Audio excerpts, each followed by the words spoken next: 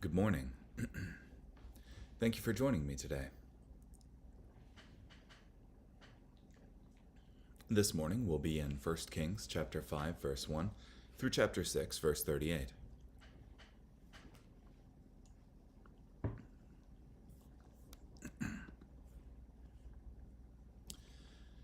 King Hiram of Tyre sent messengers to Solomon when he heard that he had been anointed king in his father's place. Hiram had always been an ally of David. Solomon then sent this message to Hiram. You know that my father David was unable to build a temple to honor the Lord his God, for he was busy fighting battles on all fronts while the Lord subdued his enemies. But now the Lord my God has made me secure on all fronts. There is no adversary or dangerous threat. So I have decided to build a temple to honor the Lord my God, as the Lord instructed my father David. Your son, whom I put on your throne in your place, is the one who will build a temple to honor me. So now order some cedars of Lebanon to be cut for me. My servants will work with your servants. I will pay your servants whatever you say is appropriate, for you know that we have no one among us who knows how to cut down trees like the Sidonians. When Hiram heard Solomon's message, he was very happy. He said, The Lord is worthy of praise today, because he has given David a wise son to rule over this great nation. Hiram then sent this message to Solomon. I received the message you sent me. I will give you all the cedars and evergreens you need. My servants will bring the timber down from Lebanon to the sea. I will send it by sea and raft-like bundles to the place you designate. There I will separate the logs, and you can carry them away. In exchange, you will supply the food I need for my royal court. So Hiram supplied the cedars and evergreens Solomon needed, and Solomon supplied Hiram annually with 20,000 cores of wheat as provision for his royal court, as well as 20,000 baths of pure olive oil. So the Lord gave Solomon wisdom, as he had promised him. And Hiram and Solomon were at peace and made a treaty. King Solomon conscripted work crews from throughout Israel, 30,000 men in all. He sent them to Lebanon in shifts of 10,000 men per month. They worked in Lebanon for 1 month, and then spent 2 months at home. Adoniram was supervisor of the work crews. Solomon also had 70,000 common laborers and 80,000 stonecutters in the hills, besides 3,300 officials who supervised the workers. By royal order, they supplied large, valuable stones in order to build the temple's foundation with chiseled stone. Solomon's and Hiram's construction workers, along with men from Byblos, did the chiseling and prepared the wood and stones for the building of the temple. In the 480th year after the Israelites left Egypt, in the 4th year of Solomon's reign over Israel, during the month Ziv, the 2nd month, he began building the Lord's temple. The temple King Solomon built for the Lord was 90 feet long, 30 feet wide, and 45 feet high. The porch in front of the main hall of the temple was 30 feet long, corresponding to the width of the temple. It was 15 feet wide, extending out from the front of the temple. He made framed windows for the temple. He built an extension all around the walls of the temple's main hall and holy place and constructed side rooms in it. The bottom floor of the extension was 7.5 feet wide, the middle floor 9 feet wide, and the third floor 10.5 feet wide. He made ledges on the temple's outer walls, so the beams would not have to be inserted into the walls. As the temple was being built, only stones shaped at the quarry were used. The sound of hammers, pickaxes, or any other iron tool was not heard at the temple while it was being built. The entrance to the bottom level of side rooms was on the south side of the temple. Stairs went up to the middle floor, and then on up to the 3rd floor. He finished building the temple and covered it with rafters and boards made of cedar. He built an extension all around the temple. It was 7.5 feet high, and it was attached to the temple by cedar beams. The Lord said to Solomon, As for this temple you are building, if you follow my rules, observe my regulations, and obey all my commandments, I will fulfill through you the promise I made to your father David. I will live among the Israelites, and I will not abandon my people, Israel. So Solomon finished building the temple. He constructed the walls inside the temple with cedar planks. He paneled the inside with wood from the floor of the temple to the rafters of the ceiling. He covered the temple floor with boards made from the wood of evergreens. He built a wall 30 feet in from the rear of the temple as a partition for an inner sanctuary that would be the most holy place. He paneled the wall with cedar planks from the floor to the rafters. The main hall in front of the inner sanctuary was 60 feet long. The inside of the temple was all cedar and was adorned with carvings of round ornaments and of flowers in bloom. Everything was cedar, no stones were visible. He prepared the inner sanctuary inside the temple so that the Ark of the Covenant of the Lord could be placed there. The inner sanctuary was 30 feet long, 30 feet wide, and 30 feet high.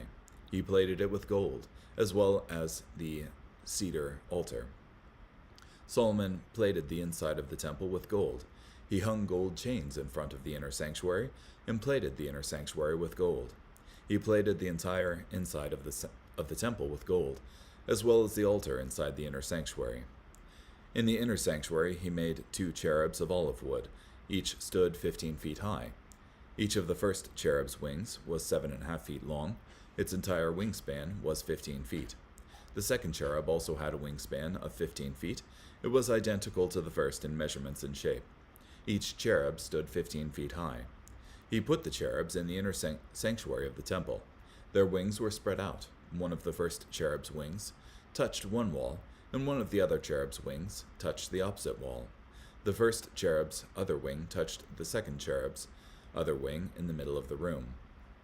He plated the cherubs with gold.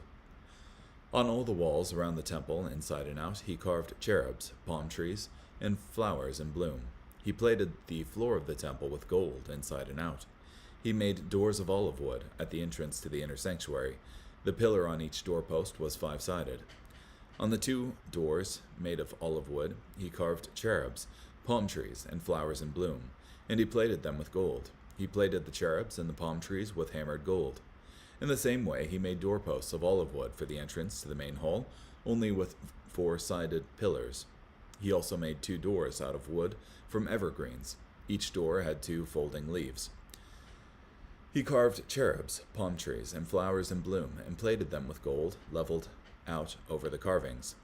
He built the inner courtyard with 3 rows of chiseled stones and a row of cedar beams. In the month Ziv of the 4th year of Solomon's reign, the foundation was laid for the Lord's temple. In the 11th year, in the month Bul, the 8th month, the temple was completed, in accordance with all its specifications and blueprints.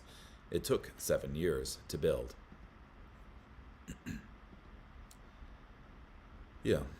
So further description of Solomon's reign, how he made an alliance with the king of Tyre, whose name was Hiram, who had previously been an ally to his father David.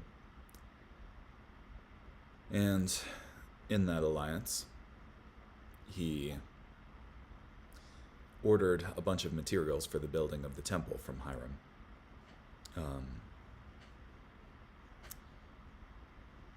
And in exchange for it, he provided a lot of food, 20,000 cores of wheat and 20,000 baths of pure olive oil.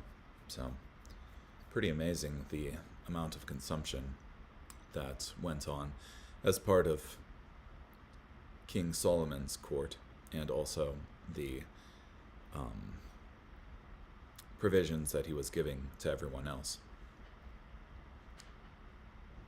Then you have the description of those who were conscripted, who worked in Lebanon to get cedars and stones there. 30,000 men working in a 1 month on, 2 month off shift in 10,000 man groups. So, and let me see. Then you have the construction of the temple, beginning 480 years after the Israelites left Egypt, and 4 years after Solomon begins his reign over Israel. And then you have a general description of the temple there, of how it was built, of the precious materials that were used in it, the gold plating on the floors and such, and the description of the Holy of Holies there, with the two cherubs, one with their wings stretching along the back wall, and the other wing touching the other cherubs in the middle. And the whole of the temple taking 7 years to build. So, see what Guzik has to say here.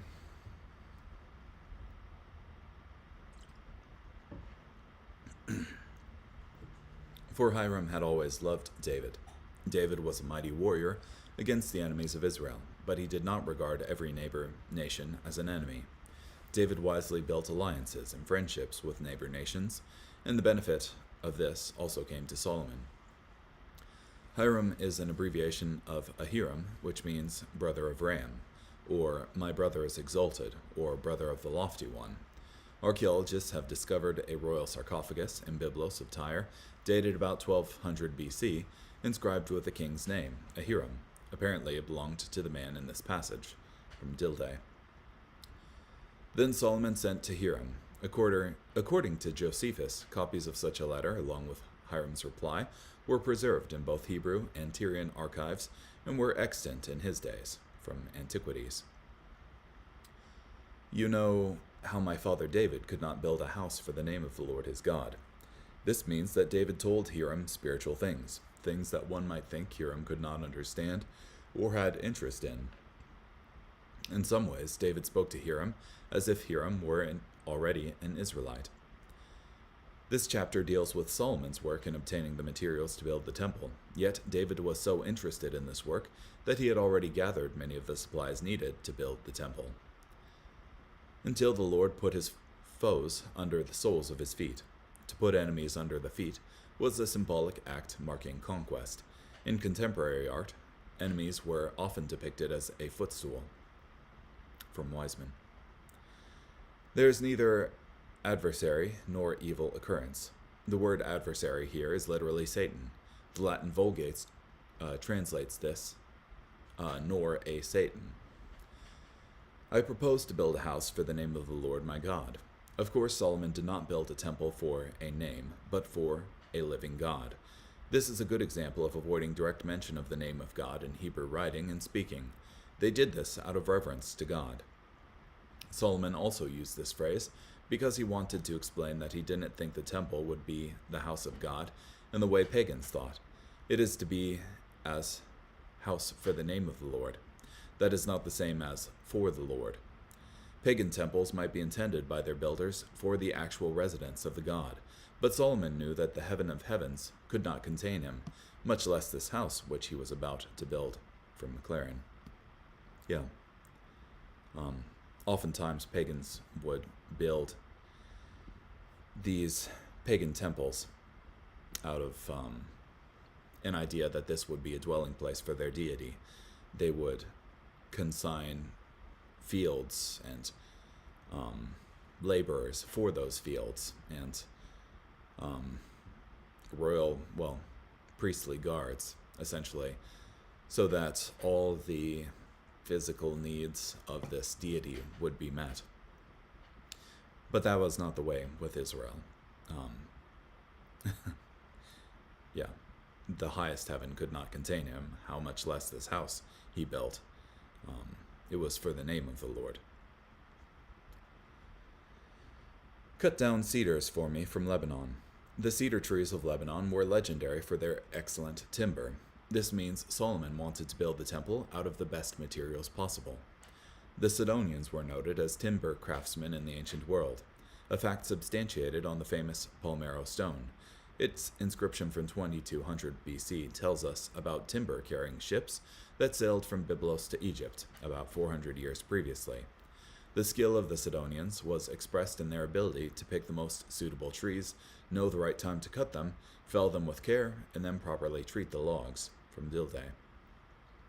It also means that Solomon was willing to build this great temple to God with Gentile wood and using Gentile labor. This was a temple to the God of Israel, but it was not only for Israel. Only Jews built the tabernacle, but the temple is not built without the aid of the Gentile Tyrians, They, together with us, make up the Church of God, from Trapp. Interesting. Blessed be the Lord. We can't say if Hiram was a saved man, but he certainly respected the God of Israel. This was no doubt due to David's godly influence on Hiram. And you shall fulfill my desire by giving food for my household. Solomon offered Hiram whatever he wanted as payment for the timber to build the temple. Hiram did not take unfair advantage, asking only for food for his household. At the same time, Hiram did expect to be paid. His service and the service of his people were not a gift or a sacrifice. There are a good many people who get mixed up with religious work and talk as if it were very near their hearts, who have as sharp an eye to their own advantage as he had. The man who serves God because he gets paid for it does not serve him. From McLaren.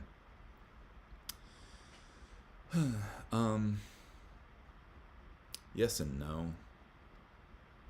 If that's like their only reason for serving God, then yeah, they don't really serve.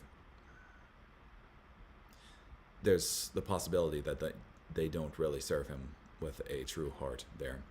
But I also think that the worker is worthy of his wages, and that it's not wrong for those who are in ministry to have a material, price presented to them as reward for their work. So, there was peace between Hiram and Solomon. Solomon, in his God-given wisdom, continued the friendly relationship between Israel and Lebanon. The labor force was 30,000 men. This huge labor force shows the temple could only be built when Israel could afford the manpower and the materials. It could only be built under the peace and prosperity won by David and enjoyed by Solomon. Adoniram was in charge of the labor force. Solomon's wisdom was evident in the way he employed this great workforce. First, he wisely delegated responsibility to men like Adoniram. Second, instead of making the Israelites work constantly away from Israel and home, he worked them in shifts. 70,000 who carried burdens, and 80,000 who quarried stone. This seems to describe the number of Canaanite slave laborers that Solomon used. Ginsburg relates some of the legends surrounding the building of the temple. During the 7 years it took to build the temple, not a single workman died who was employed about it, nor even did as a single one fall sick. And as the workmen were sound and robust from first to last, so the perfection of their tools remained unimpaired until the building stood complete. Thus the work suffered no sort of interruption. Interesting. Besides 3,300 from the chief of Solomon's deputies. This was the middle management team administrating the work of building the temple.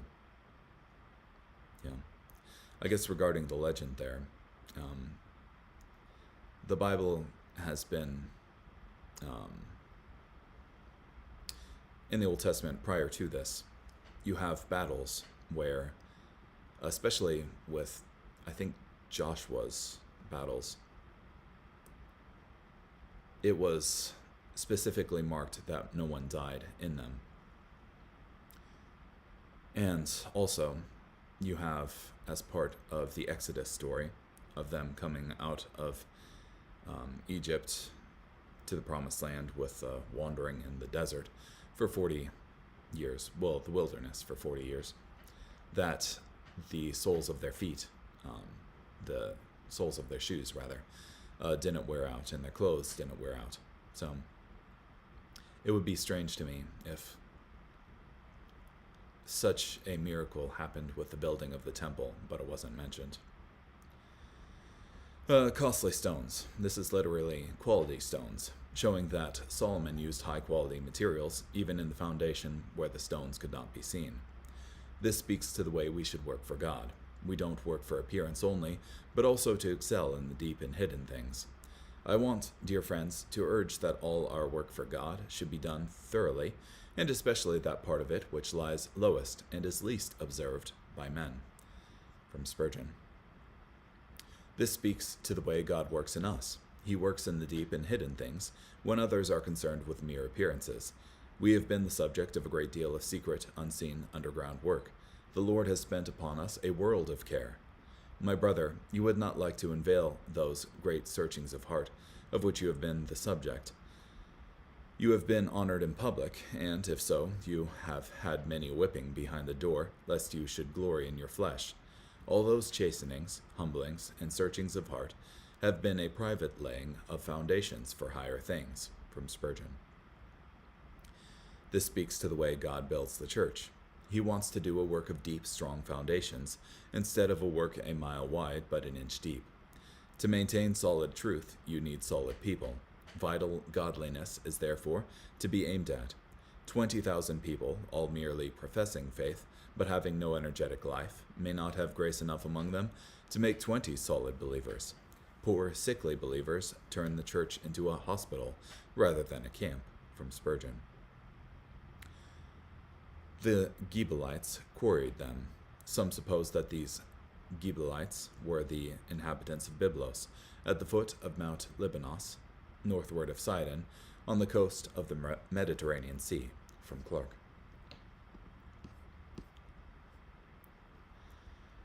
In the 480th year, this marking point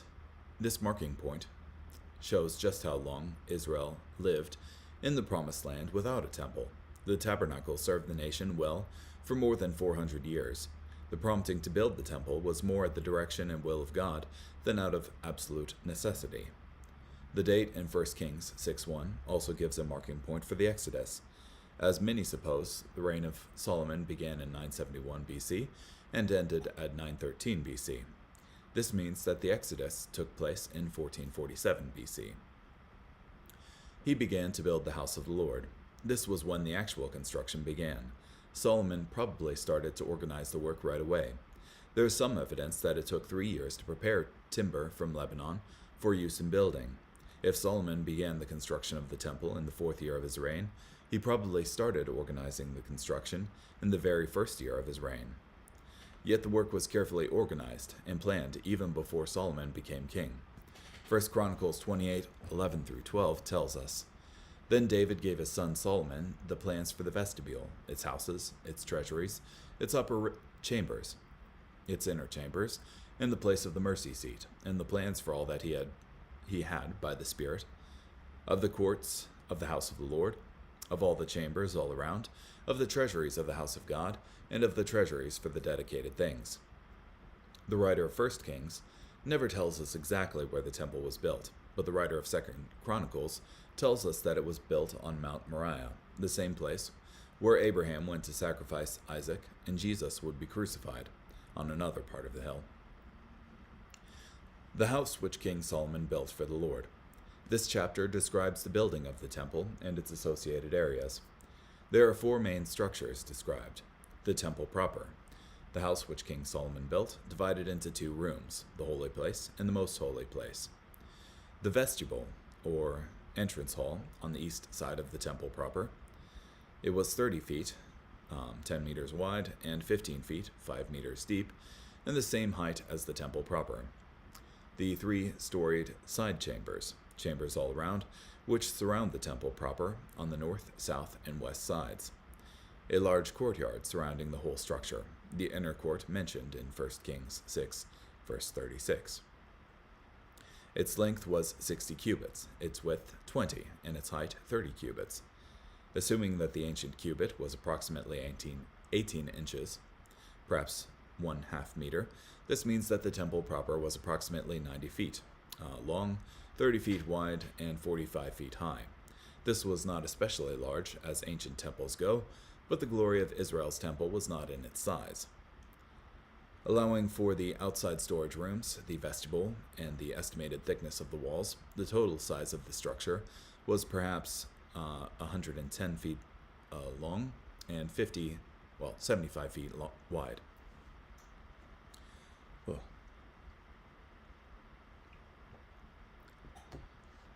The dimensions of the temple also tell us that it was built on the same basic design as the tabernacle, but twice as large.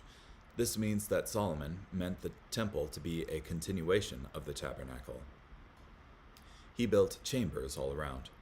These seem to be side rooms adjacent to the temple, yet not structurally part of the temple.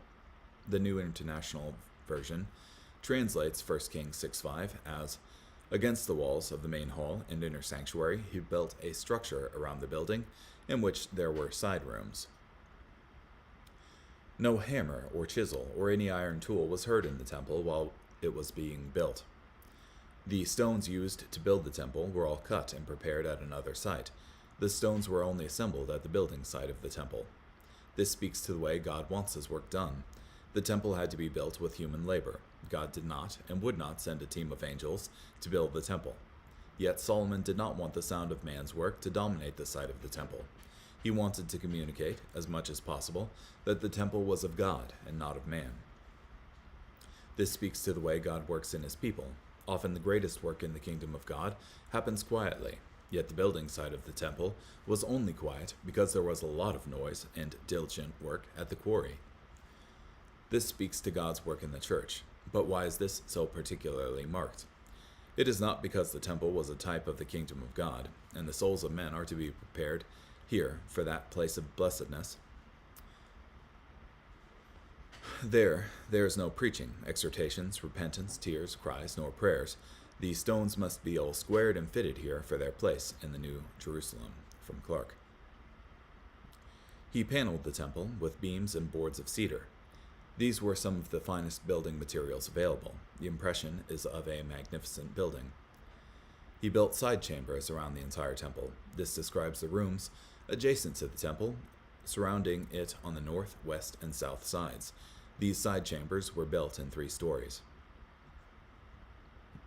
It's interesting that Clark should pull that observation out, that the stones were quarried and chiseled at the quarry, and so no work was really done on them at the temple proper. In the same way, this life serves as the chisel, the quarry for us as stones being built into the temple of the Lord, and no further work is done in the afterlife, I suppose.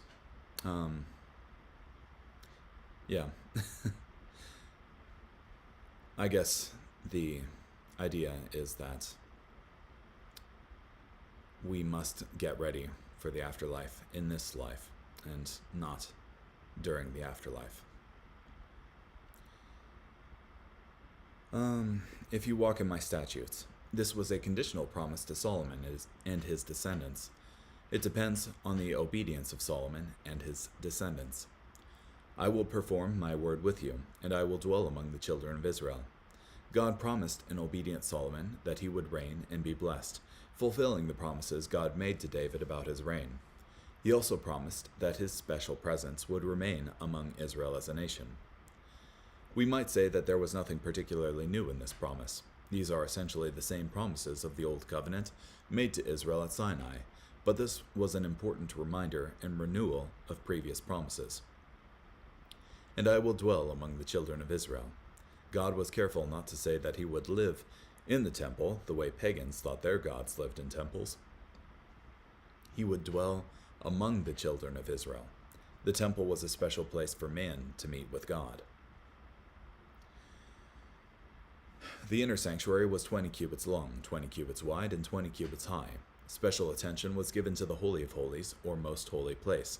It was a 30-foot cube, completely overlaid with gold. It also had 2 large sculptures of cherubim, which were overlaid with gold.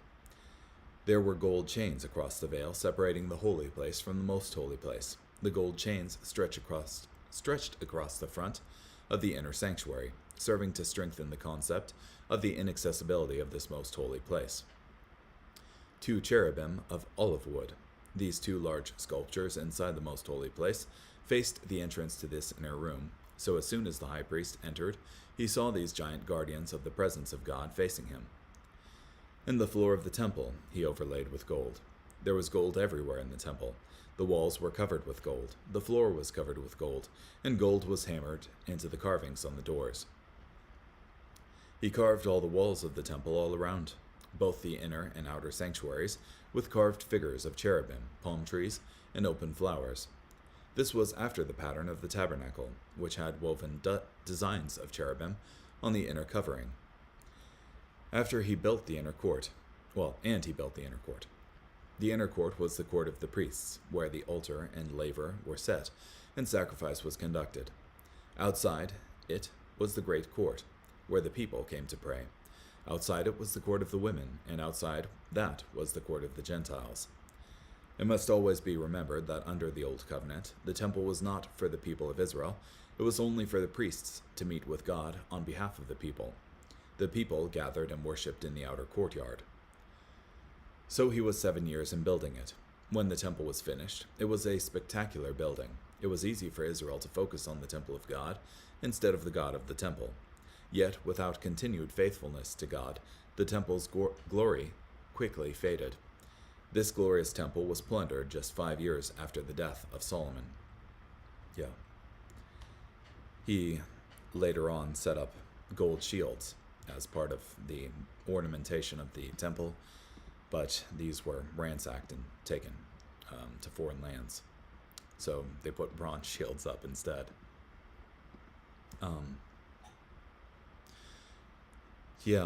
And I think it was a constant temptation for Israel to see these external accoutrements of worship, such as the temple of the Lord, the Ark of the Covenant, or even their covenant promise as, the genetics, rather, that they were children of Israel, children of Abraham. But we see each time they tried to rely on these things rather than their relationship with God, that they proved insufficient in saving Israel. When they tried to rely on the Ark of the Lord in their battle against the Philistines rather than relying on the Lord himself, the Ark, they were soundly defeated and the Ark was taken into Philistine lands. When they tried to rely on the temple of the Lord, that is, I think it was in the prophets where they were like, oh, the temple of the Lord, the temple of the Lord, the temple of the Lord. The whole of Israel was soundly destroyed, and they were taken into captivity in Babylon. That is, God won't stay his hand because you have this copy of his temple there. He won't fail to punish just because you have the hereditary that you're a descendant of Abraham, for instance. Rather, it's important to get right with the Lord. So that's it. Anyhow, hope you have a great day.